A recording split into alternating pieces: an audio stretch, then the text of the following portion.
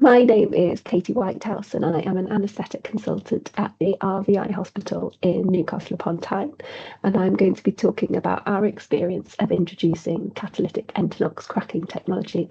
And just to say, this is one of the potential solutions to the Entonox problem and should be used in conjunction and alongside other solutions rather than being seen in isolation. So a couple of potential conflicts of interest. Medcare, who are the company that make the technology that we've been using, they provided us the MDUs, which are the mobile destruction units, free for a short trial period before we bought those and a central unit at a standard price. And they also provided us with some prototype NODs, nitrous oxide detectors, which we used for a short time. So, Entonox. In the trust where I work, Entonox is used in a range of departments. It's used in the emergency department, it's used in our burns unit, it's used in endoscopy. But I'm going to be focusing on its use in the maternity department, where it is commonly used as a labour analgesic. The most recent CQC maternity survey shows that Entonox is used by women having vaginal deliveries in 76% of those deliveries, so it's commonly used. And unlike the use of nitrous oxide in other areas of anaesthetic practice, where its use is becoming less and less common, Entonox still has a valuable role to play that isn't matched by similar analgesics. It is an effective analgesic. It is easily, readily available. It's connected to the wall. It doesn't need prescribed. It doesn't need getting out of a locked cupboard. It doesn't need a prescription, so it can be given by midwives without needing a doctor there, so it can be used on midwifery-led units. It's got a quick onset, quick offset, and it's safe for mum and it's safe for baby. However, we know that there are problems with Entonox, and we're becoming increasingly aware of those. We know that it has a significant environmental impact, which is demonstrated brilliantly in this great piece of work by Dr. Fiona Pearson et al., which compared the carbon dioxide equivalent emissions from different types of labour analgesia. And you can see there that Entonox is head and shoulders above remifentanil, epidural, bupivacaine or morphine in terms of its contribution to the greenhouse gas effect. We also know that there is another problem with Entonox. We know that it has health and safety issues, so prolonged exposure to Entonox or to nitrous oxide, even at relatively low levels, can lead to risks for staff who are exposed, including megaloblastic anemia and potential problems with fertility, including increased miscarriage risk. This is recognised, and the Health and Safety Executive exists in this country to help mitigate against risks from exposure to harmful chemicals in the work environment. And there is some specific guidance related to nitrous oxide. So COSH, which is the Control of Substances Hazardous to Health, guidance recommends that the 8-hour weighted average to nitrous oxide should be less than 100 parts per million. So that means over an 8-hour period, the ambient nitrous oxide levels in an area that workers are exposed to should be less than 100 parts per million. So brilliant. We've got laws, we've got rules that govern this. We would follow that, wouldn't there? Surely everywhere in the country is following that. Sadly not. What we have seen over the last few years is Entonox being removed from hospitals and women being denied this analgesia because, in fact, levels weren't being monitored. And then when they were monitored, it turned out that they were really high, and there were concerns about the risk that might pose to staff. So what can we do? Now, we came at this problem initially from an environmental standpoint, but actually it turned out to be the health and safety aspect that ended up driving the project a little bit more and getting staff more engaged with it, because we wanted to make sure that we were still able to offer women this effective analgesic while maintaining the safety of our staff. So what did we do? So as I've said, we worked alongside Medcare, who are the Swedish company who make this technology. And this is nitrous oxide destruction technology, which is colloquially called cracking. And it basically is doing the job of a catalytic converter. So it takes in nitrous oxide and it heats it and it splits it into nitrogen and oxygen, and then that can be vented safely to the atmosphere without having that environmental impact. And then it's removing that nitrous oxide from the room in which our staff are working, so it's reducing the levels that they are exposed to. We have two different types of unit that we use, a mobile unit and a central unit, and I'll talk through both, but at the patient end you see the same thing. So this is what we're all used to. This is a kind of regular traditional Entonox mouthpiece.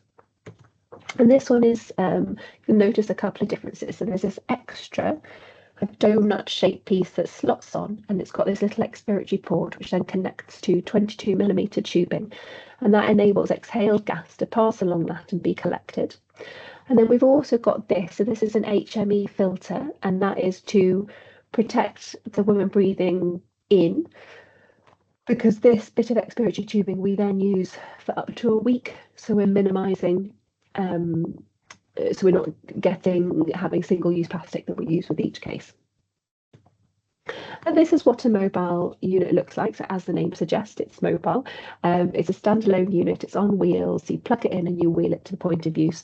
So during labour, it can be moved. It can be used in the pool. It can be moved as somebody is walking around the room. We also, where I work, because we have AGSS or anaesthetic gas scavenging systems in our delivery rooms, we are able to use a central destruction unit. So it's this bit here, about the size of an American fridge freezer, and that lives in the plant room and then connects to multiple scavenging systems. And in the room, what you see with that one is you see an air brake. So this is about the size of a D-size cylinder, and that is mounted on the wall, and that then connects to the AGSS system, to the anaesthetic gas scavenging system, which anaesthetists would be familiar from their operating theatres. The function of the air brake is to change the level of the pressure between the expiratory tubing and between the scavenging system, so that the Entonox isn't simply sucked directly into the scavenging system. So what difference has this made? As I said, although approached this from an environmental point of view, it became the health and safety side of things that really got the staff more engaged. And so our focus became, are we enabling there to be safe levels of nitrous oxide in the room? So we decided to look at the ambient levels of nitrous oxide, and we used one of these. This is a Bedfont G200 nitrous oxide detector. We measured the ambient nitrous oxide levels in the room while someone in labour was using Entonox. For this bit of data, this shows the 8-hourly average levels of nitrous oxides over an 8-hour period, what the average nitrous oxide levels were. In the ones in blue are our delivery rooms on our obstetric-led unit, and the one in green is one of the rooms on our midwifery-led unit. And this purple line here is the COSH standard. So this is the 100 parts per million. According to COSH guidelines, we should be below it. So as you can see, in all but one of our rooms, we were consistently over those safe COSH levels. Once we introduced the destruction technology, however, we had a significant reduction in our levels. So the ones in orange, this was using the central destruction unit in our delivery suite, and the one in blue, this was using a mobile destruction unit on our birth centre. Now our birth centre doesn't have anaesthetic gas scavenging systems plumbed into the wall, so the only option is to use the mobile unit down there. And that was an 84% reduction in our nitrous oxide levels and those ambient levels, and it brought it in line with safety guidance. So we've shown there to be a health and safety benefit, but what about the environmental impact? Now, when we've used the CDU, the central unit that actually measures the amount of nitrous oxide that it takes in and has destructed, and we know that over a 6-month period, it destroyed 214 kilograms of nitrous oxide, which if we were to use the UN figure of a GWP, global warming potential of nitrous oxide to be 273, that is the same as 58,422 kilograms of carbon dioxide equivalents. That's a massive reduction. So we've seen some health and safety benefits. We've seen some environmental benefits, and those things are improving. However, that is not the whole story. There are still some issues. You cannot give a presentation and talk about Entonox and nitrous oxide without discussing cracking. So leakage has still been a significant issue. Our Entonox manifold was leaking about just under half, about 46% from our calculations was being lost through leaks that have been fixed temporarily, but that is being continuously monitored. And also there are problems with staff engagement. So we have had quite a big turnover of staff recently, and it's very important for us to keep up with all the new staff coming in, making sure that everyone is educated in using this technology to make sure that it's used to its full potential. So what are the take-home messages that I want you to take away with you? The Entonox has a place as a labour analgesic. It is an effective, safe analgesic, and I do not think that we should be denying it to women. This is not like using nitrous oxide in other aspects of anaesthesia, or at the minute there are equivalent solutions and it's not being used as much. Entonox has a place.